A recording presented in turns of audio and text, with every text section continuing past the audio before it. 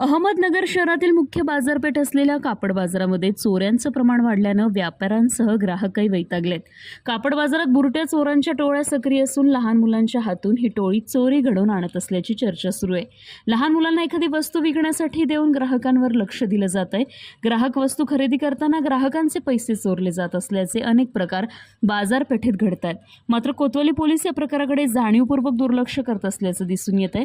कोतवाली पोलिसांनी किमान संध्याकाळच्या वेळेस तरी कापड बाजार, मोची गल्ली तसेच इतर भागात गस्त करावी अशी मागणी व्यापाऱ्यांमधून व्यक्त केली जात आहे।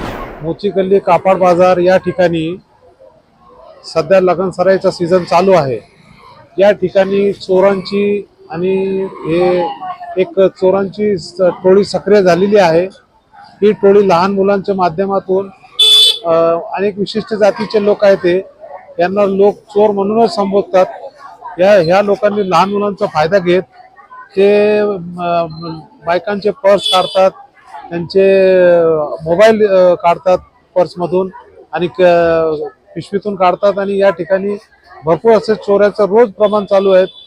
आपल्या या ठिकाणी हे कोतवाली पोलीस स्टेशनच्या अंडरमध्ये येतं आणि या ठिकाणी आम्ही व्यापारी याबाबत मागणी करतो की या ठिकाणी पोलिसांनी गस्त ठेवावी। गस्त ठेवल्यावर ताबडतोब त्या लोकांवर फरक पडतं आणि मग ते लोक पळून जातात। या ठिकाणी या चोरांचा बंदोबस्त करण्यासाठी पोलिसांनी गस्त करावी।